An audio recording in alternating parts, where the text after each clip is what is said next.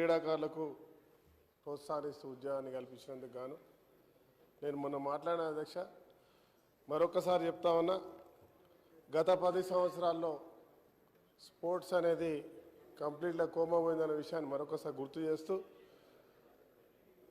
Congress party ఆ రోజు ప్రభుత్వంలోనే నేను స్పోర్ట్స్ చైర్మన్గా ఉన్నప్పుడు రాజశేఖర రెడ్డి గారి ప్రోత్సాహంతో హైదరాబాద్ని స్పోర్ట్స్గా హబ్గా చేసిన చరిత్ర అధ్యక్ష.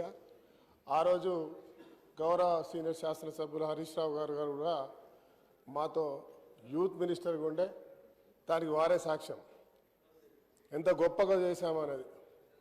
నేను దాదాపు 36 అకాడమీలు నడిపించాము అధ్యక్ష. ఆ రోజు 38 వరకు ఇంటర్నేషనల్ ఈవెంట్ చేసినాం. 1000 స్టేట్ అండ్ నేషనల్ ఈవెంట్ చేసినాం. ముఖ్యమంత్రి గారిని కోరుతా ఉన్నా కాన్స్టిట్యున్సీ స్థాయిలో స్టేడియంస్తో పాటు స్కూల్స్లలో ఖచ్చితంగా క్రీడా ప్రాంగణం ఉంటేనే వాళ్ళకి పర్మిషన్ ఇస్తే విద్యార్థి దశ నుంచే క్రీడలు వస్తాయి అధ్యక్ష. గతంలో సానియా మిర్జా, సైనా నెహ్వాల్, జేజే శోభ, సత్తు గీత, జాలా మరి అనేక మంది క్రీడాకారులను తీసుకొచ్చినాం. అర్జున అవార్డులు, పద్మశ్రీ అవార్డులు చరిత్ర వచ్చిందంటే అదే రోజు. మరొకసారి మేము గర్వంగా ఫీల్ అవుతా ఉన్న ఆ రోజు సునీల్ దత్ గారు సెంట్రల్ మినిస్టర్గా మరి ఇక్కడ రాజశేఖర రెడ్డి గారు ప్రోత్సాహంతో అనేక చేసినాం. గతంలో చంద్రబాబు నాయుడు గారు ఉన్నప్పుడు ఏషియన్ గేమ్స్ నడిచినాయి. దాని తర్వాత కొన్ని రోజులు కుంటుపడ్డది. తర్వాత ఇవన్నీ ఇంటర్నేషనల్ స్పోర్ట్స్తో పాటు వరల్డ్ మిలిటరీ గేమ్స్ కూడా నిర్వహించడం జరిగింది. దాంట్లో ఒక అకామిడేషన్కు 5 స్టార్ లెవెల్ హోటల్ లెవెల్ కట్టాలనుకున్నాం. దురదృష్టం కట్టిన తర్వాత అది పూర్తి కాలేదు. మధ్యలో కరోనా సమయంలో దేనికో వాడినారు. ఇప్పుడు కూడా దాన్ని మళ్ళీ అకామిడేషన్ గురించి వాడుకునే ప్రయత్నం చేయాలి. దాంతోపాటు మరి అనేక స్టేడియంస్ కడతామని చెప్పి ముఖ్యమంత్రి గారు అంటూ ఉన్నారు. వారిని నేను కోరుతా ఉన్నా అధ్యక్ష, ఏదైతే స్పోర్ట్స్ టాలెంట్ ఉన్నటువంటి వాళ్ళను మనము గుర్తించే అంశం గ్రామాలలో టాలెంట్ ఉన్నటువంటి క్రీడాకారులను వెలికితీయాల్సిన అవసరం ఉంది.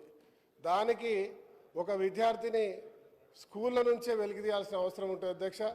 ఇలా గోల్డ్ మెడల్ కొట్టో ఇంకేదో రికార్డ్స్ సృష్టిస్తున్నా మనం ఫైనాన్షియల్ అసిస్టెంట్ ఇస్తూ ఉన్నాం.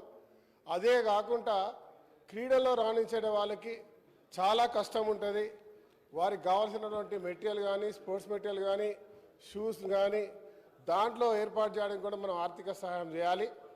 దాంతోపాటు అధ్యక్ష నేను స్పోర్ట్స్ స్కూల్ ఉంది అధ్యక్ష.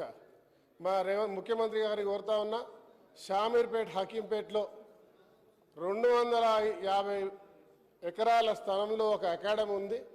అక్కడ 11th వరకు చదివిన తర్వాత వాడు అంతర్జాతీయ స్థాయి క్రీడాకారుగా మారతాడు.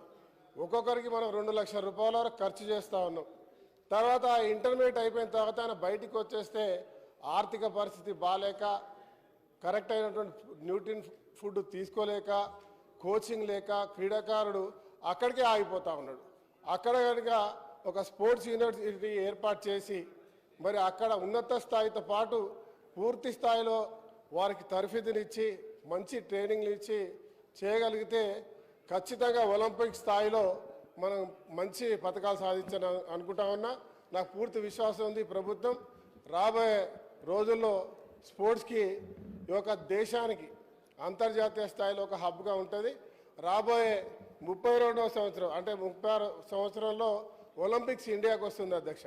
ప్రధానమంత్రి మోడీ గారు ఆ రోజు వరకు ఉండరు, ఉంటే ఆయనే అహ్మదాబాద్ తీసుకుపోదాం అనుకుంటా ఉన్నారు.